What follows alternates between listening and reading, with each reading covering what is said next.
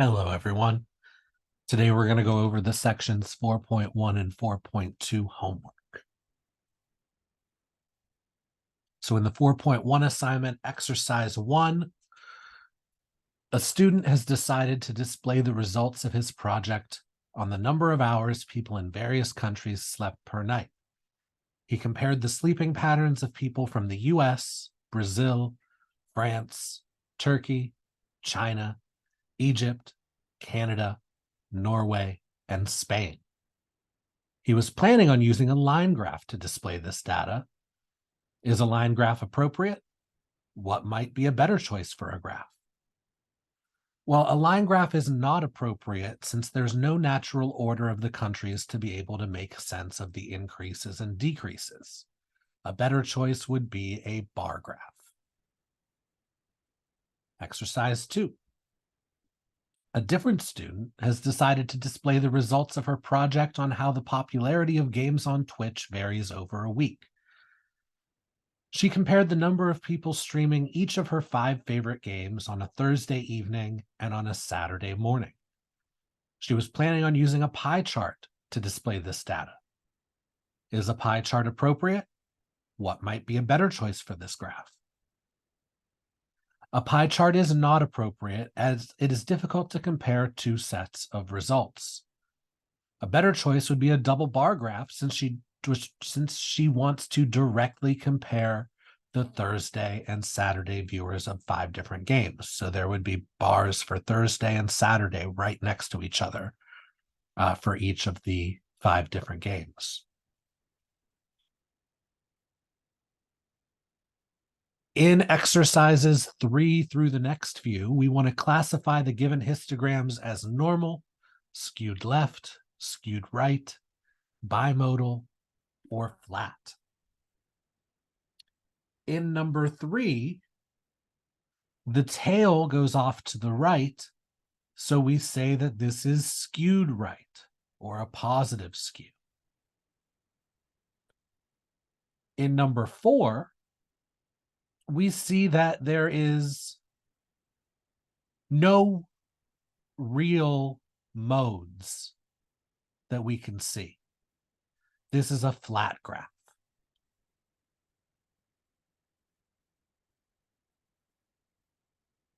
In number 5, we see that the tail slightly goes off to the left.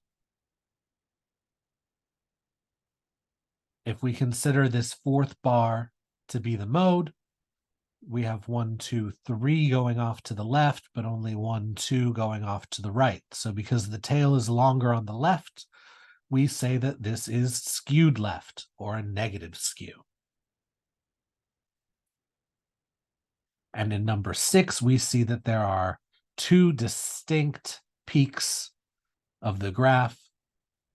Those are 2 distinct modes. This is bimodal. In numbers 7 through 9, a survey asked people to pick a number between 1 and 25. The results are summarized in the histogram. Number 7 says, what is the mode of the distribution? The highest bar is this bar between 5 and 10. So the mode, we can't tell an exact number, but we can say it is between 5 and 10. How many total scores are in the distribution? Well, again, we can't tell exactly. And in this case, it's because the axis here is only labeled on the 10s, 0, 10, 20, 30, 40. So we can kind of tell how tall each bar is.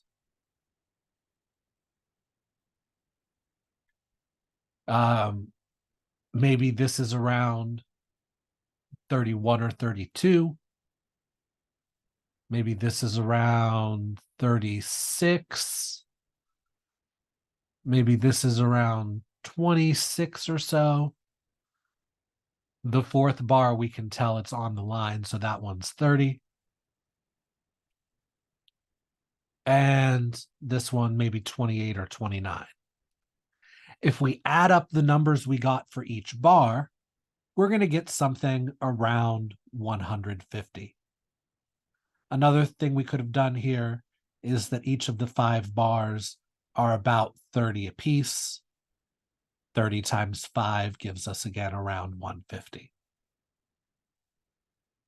Now, describe the shape of the distribution. We did have a mode because one of the bars was higher than the rest, but it's not very much a clear peak in the graph. So the best description of this distribution would actually be flat.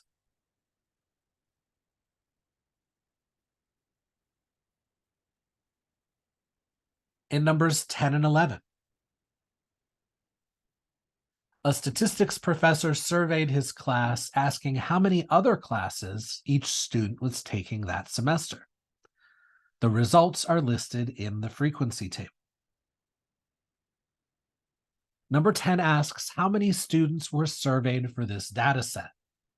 Well, we have that 3 people said 1, 5 people said 2, 7 people said 3, 9 people said 4, 11 people said 5. So the number of people is what we would get if we added up all the frequencies. 3 plus 5 plus 7 plus 9 plus 11 gives us 35. And what is the mode of this distribution? What response happened most frequently? Well, with 11 responses, the most frequent response was 5. So the mode of this distribution would be 5.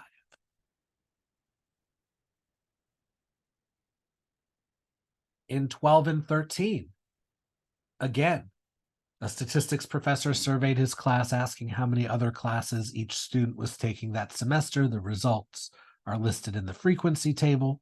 So this is the same as on the last slide. Number 12 asks us to sketch a histogram of the data set.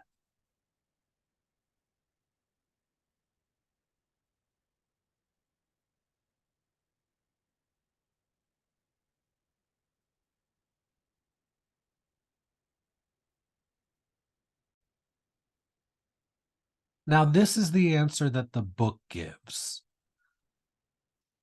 What's important is this is a histogram, not a bar graph.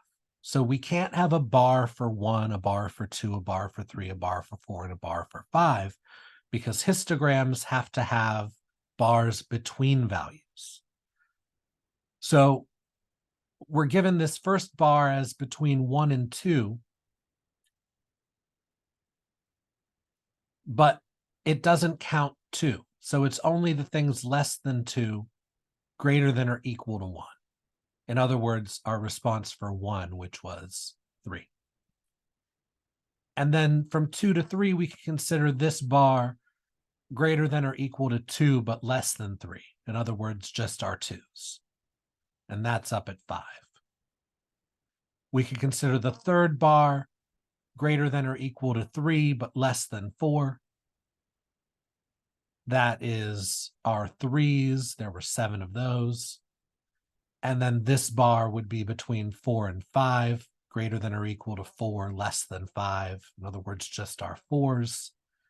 And that would be up at 9. I would argue that we need another bar between 5 and 6 to represent greater than or equal to 5, less than 6, and that bar would go up to 11. So a 5th bar going up this high, you're probably going to want to have. Number 13 asks, does the distribution have a skew?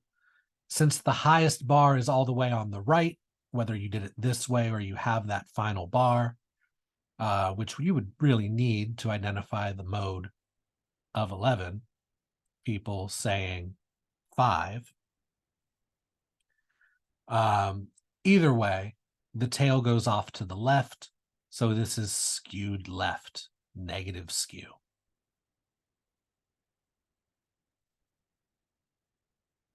Okay, for numbers 14 and 15, and probably 16 and 17 as well, The frequency table shows responses to a survey of mall shoppers who were asked how many stores they would be visiting on their shopping trip. How many shoppers were surveyed for this data set?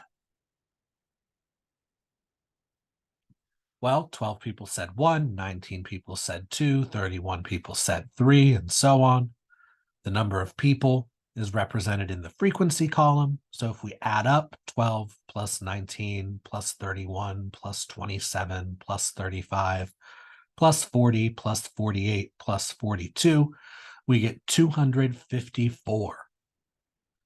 And what is the mode of this distribution? The highest frequency was 48 people saying 7.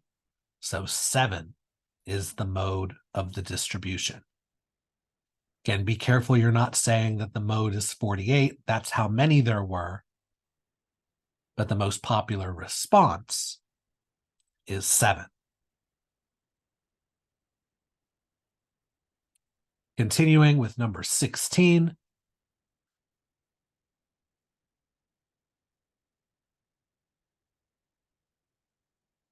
We're sketching a histogram of the data set. Once again, you're probably going to have one more bar for between 8 and 9, representing greater than or equal to 8, and less than 9. In other words, a bar to place all of our 8 responses in, 42 of those. I disagree with the book in this case. But does the distribution have a skew? Again, if the mode is here, there's going to be one bar going down to the right, but all these bars going to the left. So the tail goes off to the left. That is a negative skew or skewed left.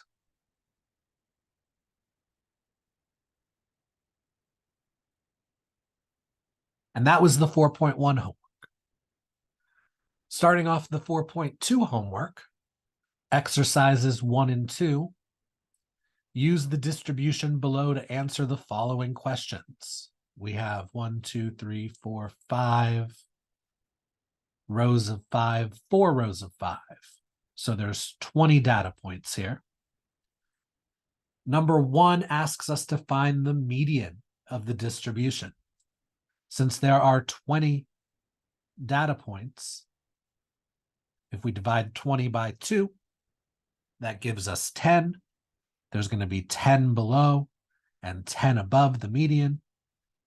If we split it right down the middle and see our 10 and 10, it's going to be between 9 and 11. And between 9 and 11, we have 10. So the median of the distribution is 10 because it falls between 9 and 11.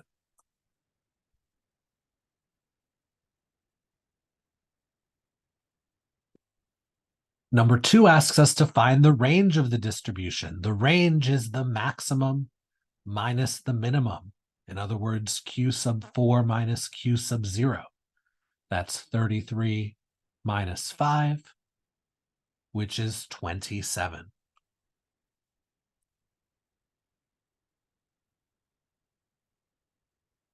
Using this same distribution, number 3 asks us to determine the 5-number summary. Well, we already have 3 of the numbers. The median, Q sub 2, was 10. The minimum, Q sub 0, was 5. And the maximum, Q sub 4, was 33. We need to find Q1 and Q3 still. So separating it in half, and then looking at the lower half of scores showing as the upper half visually, but the lower half of scores. There's 10 there. Half of 10 is 5, so 5 above and 5 below. We're going to be between 6 and 7 for the median of the lower half of scores. Between 6 and 7 is 6.5. So Q sub 1 is 6.5.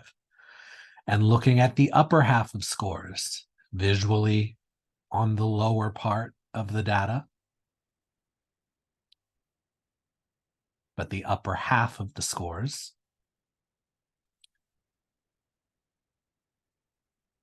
5 above and 5 below. So we're between 17 and 19, and between 17 and 19 is 18. So Q sub 3 is 18. Number 4 asks us to sketch a box and whisker plot of the distribution, which we can do now that we have the 5-number summary. Our median is inside of a box. Our median is 10. The box is between Q sub 1 and Q sub 3, so between 6.5 and 18. So we have a box from 6.5 to 18 with a line inside of it at 10. Our minimum is 5, so a vertical bar at 5. Our maximum is 33, so a vertical bar at 33. And then we draw lines from the box to the vertical lines to make up the whiskers of the box and whisker plot.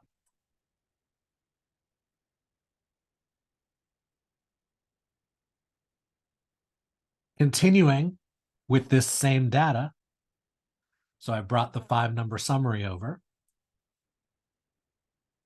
Number 5 asks us to calculate the locations of the upper and lower fences for the distribution. It doesn't ask us to find the outliers, but it does ask us to find where the upper and lower fences would be. So first we need the IQR, we need the interquartile range. That's Q3 minus Q1, or 18 minus 6.5, which is 11.5. The upper fence would be going up from Q3, 1.5 IQR. So that's 18 plus 1.5 times 11.5, 18 plus 17.25, which is 35.25. The lower fence would be going down from Q1. So Q1 minus 1.5 IQR. That would be 6.5 minus 1.5 times 11.5. That would be 6.5 minus 17.25, which would be negative 10.75. This would actually have no outliers. Again, it didn't ask that, but we'll take a look anyway, because all of our scores were between 5 and 33. So we have nothing higher than 35.25, and we definitely have nothing lower than negative 10.75.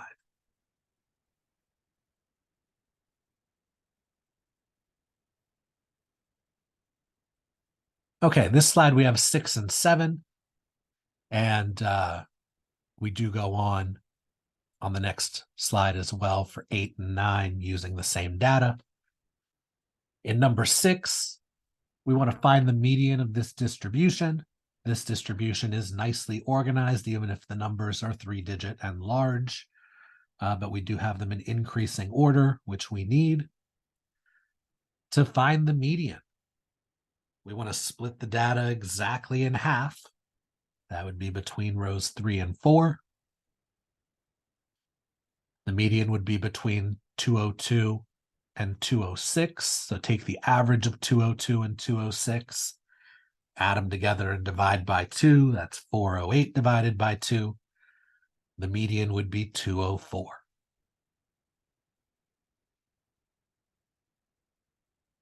Find the range of the distribution. Again, that's maximum Q sub 4 minus minimum Q sub 0.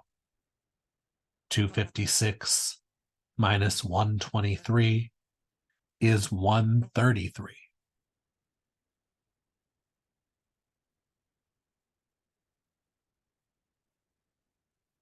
So the range is 133. Number 8, determine the 5-number summary of the distribution. We have our max and our min. The max 256 is Q sub 4. The min 123 is Q sub 0. We found the median Q sub 2 to be 204. We need Q1 and Q3, the 25th percentile and the 75th percentile. So just looking at the lower half of scores, split it in half, we have 1, 2, 3, 4, 5, 6, 7 times 3 rows. We have 21 here in our top half, in the lower part of the scores. Half of 21, odd number, gives us 10.5. That means that our score will be one of the listed scores with 10 below and 10 above. And if we count 1, 2, 3, 4, 5, 6, 7, 8, 9, 10, the 11th score is 159. And then we have 1, 2, 3, 4, 5, 6, 7, 8, 9, 10 above. 159 is the median of the lower half of scores. 159 is our Q sub 1. We do the same to find Q sub 3 in the upper half of scores. 1, 2, 3, 4, 5, 6, 7, 8, 9, 10. The 11th score would be 225. And then we have 1, 2, 3, 4, 5, 6, 7, 8, 9, 10 above that. 225 is the median of the upper half of scores. 225 is our Q sub 3. For number 9, we sketch a box and whisker plot of the distribution. So our box is from 159 to 225, 159 to 225, draw the box. Inside the box at 204, we indicate our median. Then our minimum is a vertical line at 123. Our maximum is a vertical line at 256, and we draw horizontal lines out from the box to the vertical lines to represent the whiskers of the box and whisker plot.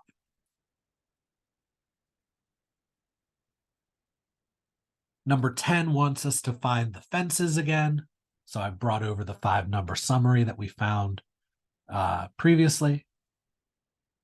We need these numbers to be able to calculate the IQR. The IQR is Q sub 3 minus Q sub 1, 225 minus 159. The IQR would be 66. The upper fence is going up 1.5 IQR from Q3. So Q sub 3 plus 1.5 IQR would be 225 plus 1.5 times 66. 1.5 times 66 is 99. So 225 plus 99 has an upper fence of 324. The lower fence would be going down from Q sub 1, 1.5 IQR. So Q sub 1 minus 1.5 IQR is 159 minus 1.5 times 66, which is 159 minus 99, which is 60. So what are the fences? The fences are where outside in the extremes we would have outliers. Anything below 60 or above 324 would be outliers, but here all of our data falls between 123 and 256, so there would be no outliers.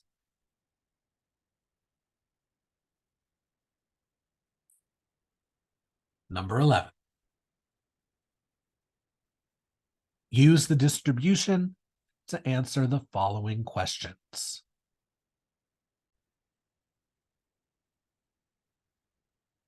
Number 11 says find the median of the distribution. So our distribution here has values of 20, 25, 30, 35, 40, 45, 50, and 55. 42 people said 20. 37 people said 25. 32 people said 30, so on and so forth. If we add up the frequencies, we'll find the number of responses. So 42 plus 37, plus 32, plus 28, plus 24, plus 17, plus 11, plus 3 gives us 194 responses. If we take half of that, we find that that would be 97, meaning that there are 97 responses on either side of the median.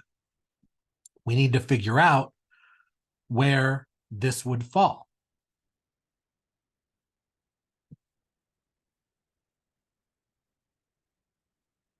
Since there was an even number of responses, this 97 means that there are, we should be looking at the 97th response and the 98th response, and then whatever's in the middle of the 97th and 98th response would be the median.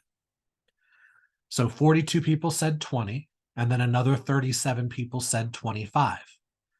42 plus 37 gives us 79, meaning that the 79th response is the last 25. 79 plus 32 would be 111, meaning the 111th response would be the last 30. That means that the 97th and 98th responses are both 30. And between 30 and 30 is 30. So the median is 30. Find the range of the distribution. While our maximum response was 55, our minimum response was 20. 55 minus 20 gives us 35 for the range.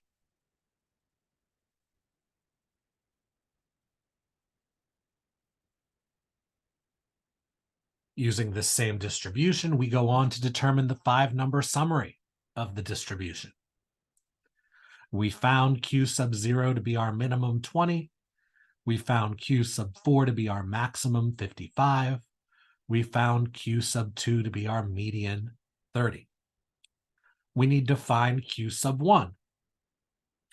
Earlier, we found that there were 97 responses on either side of the median. Half of 97 would be 48.5. That means that the 49th response would be our Q sub 1. 42 people said 20, another 37 said 25. That means that the 49th response is going to be a 25. 25 then would be our Q sub 1. To find Q sub 3. Again, 97 responses on either side of the median. Half of 97 is 48.5. 97 plus 48.5 would take us to 145.5. The 146th response would therefore be Q3. So counting up our cumulative frequencies, the final 35 would be the 42 plus 37 plus 32 plus 28. The final 35 would be the 139th response. Adding on another 24, the final 40 would be the 163rd response.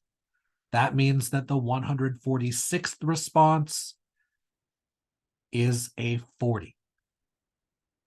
So Q sub 3 is 40. And now that we have the 5-number summary, we can do number 14, which is sketch a box and whisker plot of the distribution.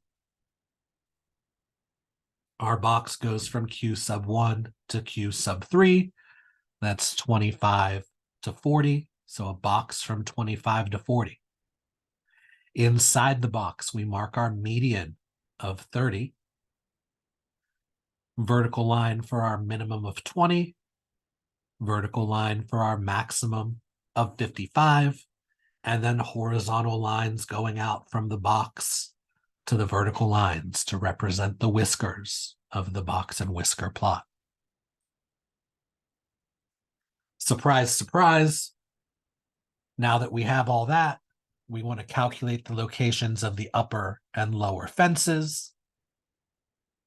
We need the IQR, we need the interquartile range. That's Q sub 3 minus Q sub 1. That's 40 minus 25, which is 15.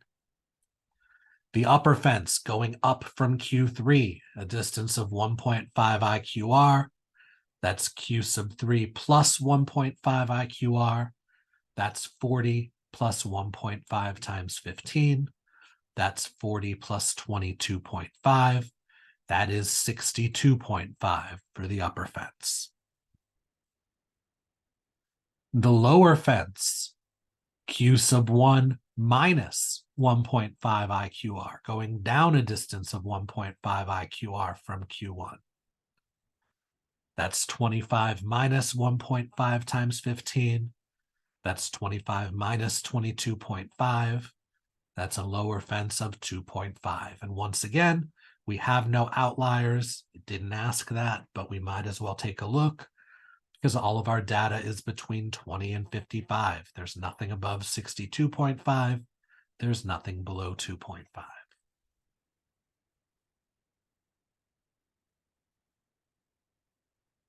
Number 16. Your younger brother comes home one day after taking a science test. He complains that it was a hard test. Someone at school told him that 60% of the students in the class scored below the median test grade. What is wrong with this statement? Well, by definition, there will be 50% of scores below the median test grade. It is impossible for there to be 60% of students below the median.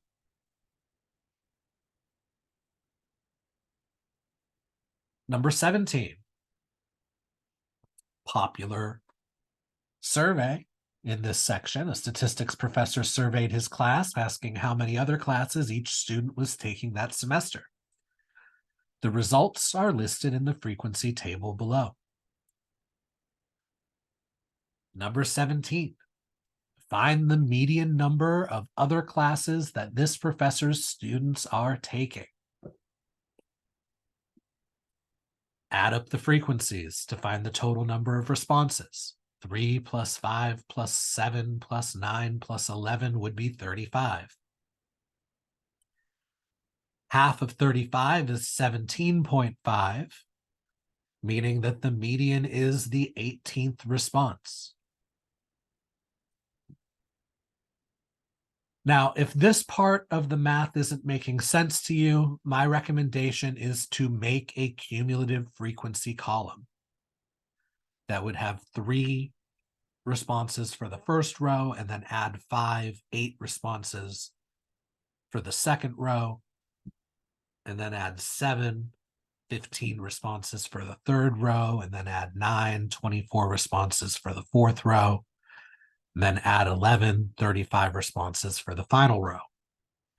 That cumulative frequency column will tell you what position the responses are in.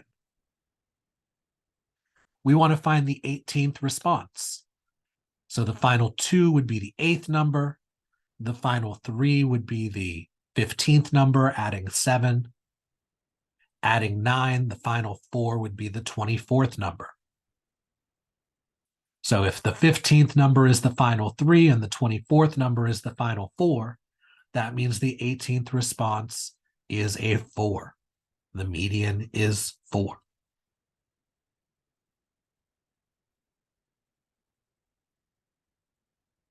Find the mode of the number of other classes that this professor's students are taking.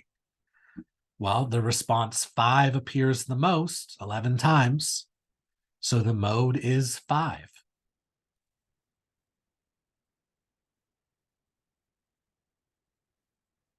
Describe the skew of the distribution. So we can imagine we have a histogram with the most values on the right side. The right side would have the highest bar. And then going off to the left, smaller and smaller bars. Since the tail is to the left, we have a negative or left skew. Number 20, how does the median compare to the mode for this distribution? Well, we found that the median was 4. We found that the mode was 5. So the median is less than the mode.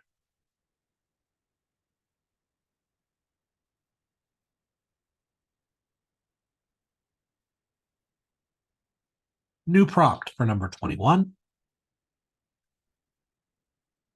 A chemistry professor is analyzing her students' performance on their last quiz. The results are listed in the frequency table below.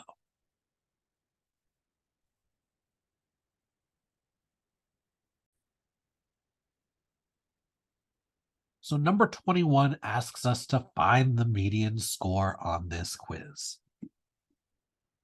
We need to know how many quiz results there were. So we add up the frequencies, 12 plus 15 plus 18 plus 17 plus 11 plus 7, and we get 80. 80 is an even number. Divide by 2, we get 40. That means the median is between the 40th and 41st response. We need to know what responses 40 and 41 are. So we look at our cumulative frequencies. 12 plus 15 is 27. So the 27th response is the final 12. 27 plus 18 gives us 45. So the 45th response is the final 13. That means that responses 40 and 41 are both 13. In between, we would then have 13. 13 is the median score on this quiz.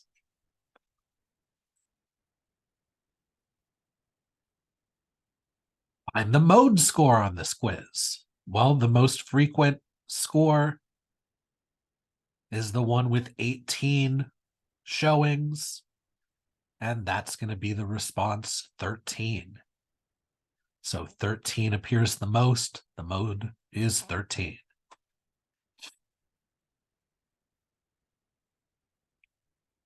Describe the skew of the distribution. Well, imagine the center having the most with less and less off to the sides. This would be a normal distribution. How does the median compare to the mode for this distribution? Well, the median was 13. The mode was 13. The median equals the mode. So this is actually something that's going to come up naturally all the time. Whenever the median equals the mode, we're going to have a normal distribution. Going backwards to number 20, when the median is less than the mode, we're going to have a negative skew. The alternative of that would be the median being greater than the mode, and that would leave us with positive skew when the median is greater than the mode.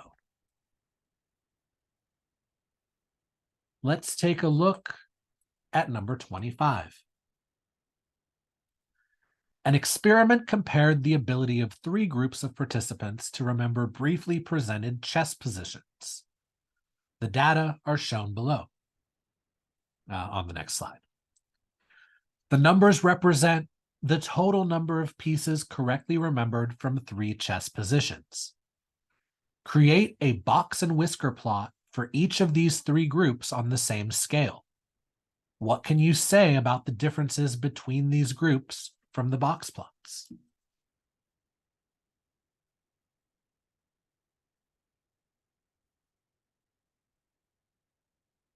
So we have the data for non-players, beginners, and tournament players.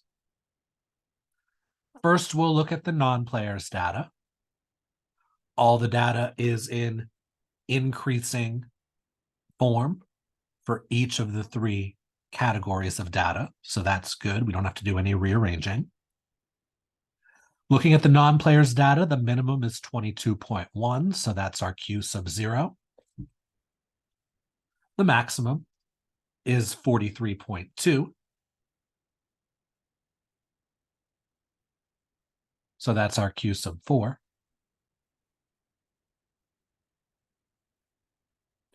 The median, since there's 1, 2, 3, 4, 5, 6, 7, 8, 9, 10 scores,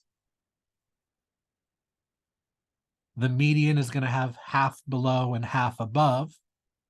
It's going to be between 31.7 and 33.5. So take the average of 31.7 and 33.5, add them up, divide by 2.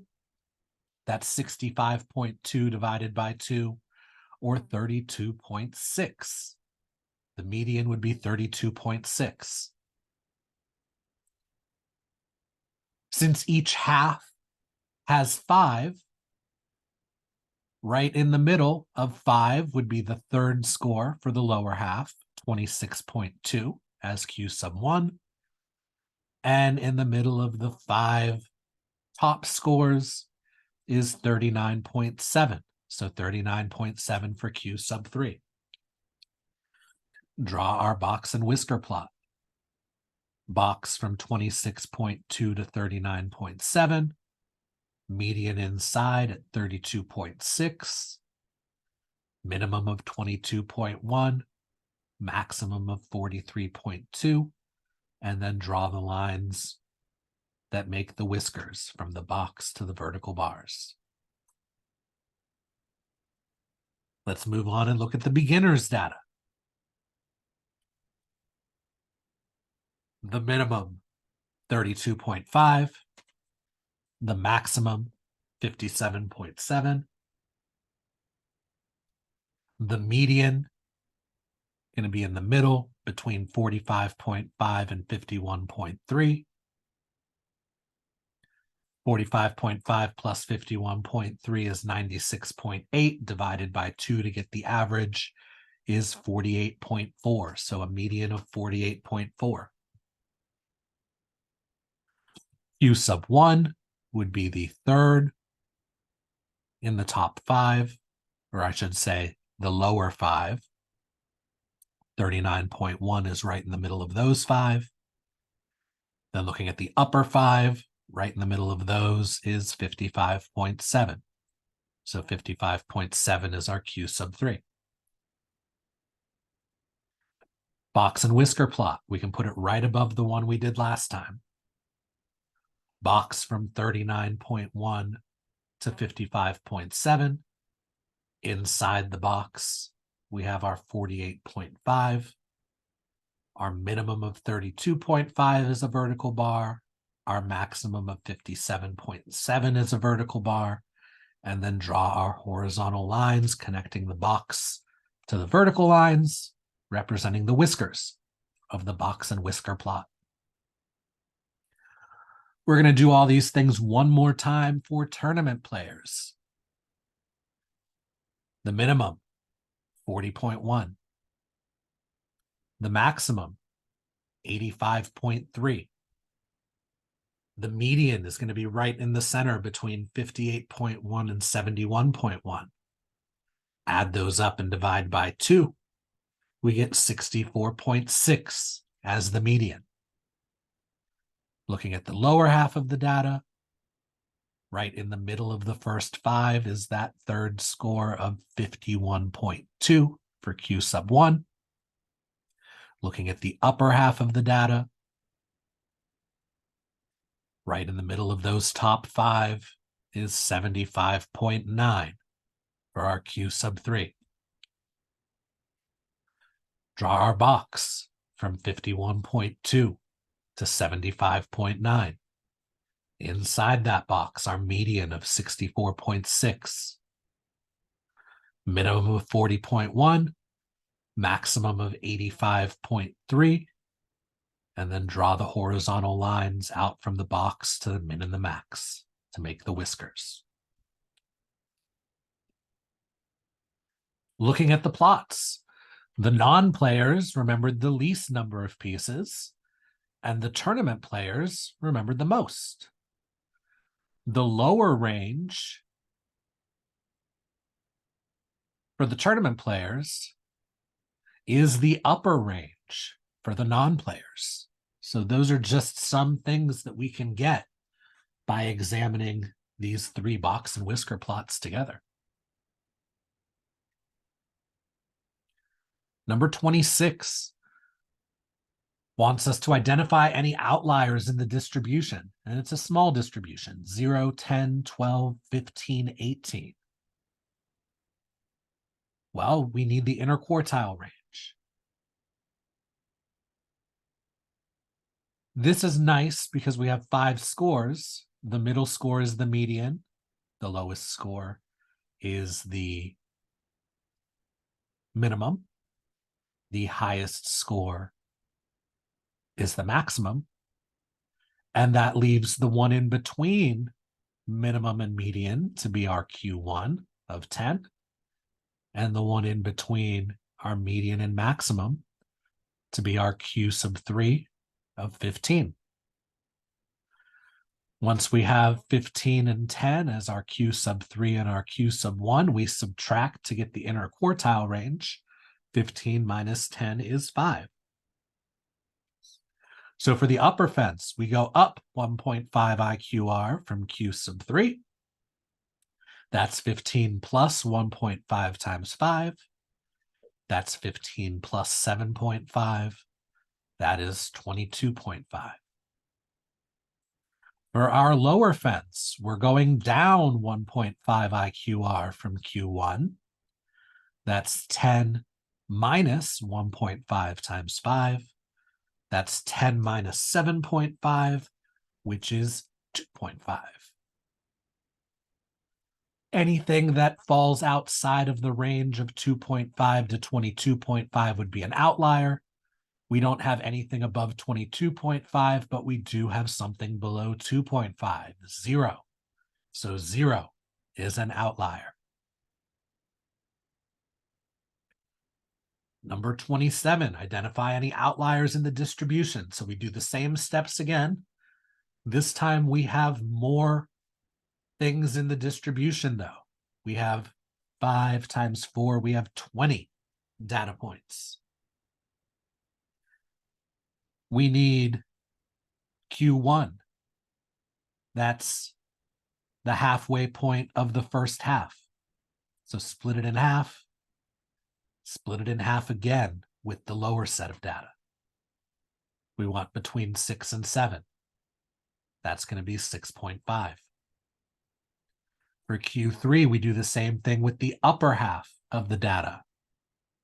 We need between 17 and 19. That would be 18. Q sub 3 minus Q sub 1 is 18 minus 6.5. That would be 11.5. So 11.5 is our IQR. For the fences, for the upper fence, we go up 1.5 IQR from Q sub 3. That's Q sub 3 plus 1.5 IQR. That's 18 plus 1.5 times 11.5. That's 18 plus 17.25, which is 35.25. For the lower fence, we go down 1.5 IQR from Q1. That's Q sub 1 minus 1.5 IQR.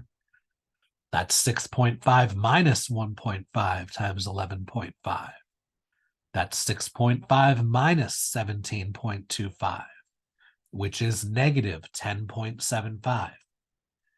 All of our data fell between 5 and 33, so there's nothing below negative 10.75. There's nothing above 35.25.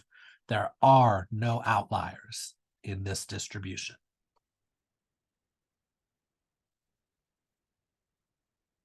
Finally, number 28,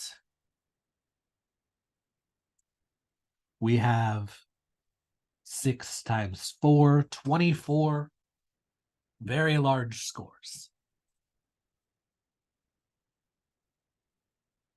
split it in half, split the lower part in half. For Q1, we are between 349 and 355. Add them up and divide by 2. That's 704 divided by 2, or 352 for Q1. For Q3, we split in half and then split the upper half in half. We want between 449 and 463. Add them up and divide by 2. Gives us 912 divided by 2. Gives us a Q sub 3 of 456. Now we can find the interquartile range. Subtract Q sub 3 minus Q sub 1. 456 minus 352 gives us an interquartile range of 104. The upper fence, we go up 1.5 IQR from Q3. That's Q3 plus 1.5 IQR. That's 456 plus 1.5 times 104. That's 456 plus 156. That's 612 for an upper fence. For the lower fence, we go down 1.5 IQR from Q1. That's Q1 minus 1.5 IQR. That's 352 minus 1.5 times 104. That's 352 minus 156. That's a lower fence of 196. We don't have any data below 196, so there's no outliers on the low end, but we do have one data point above 612. So this 632 is an outlier on the upper end. So we have one outlier of 632. That is it for the 4.1 and 4.2 homework. Next time I see you, we're going to go over section 4.3.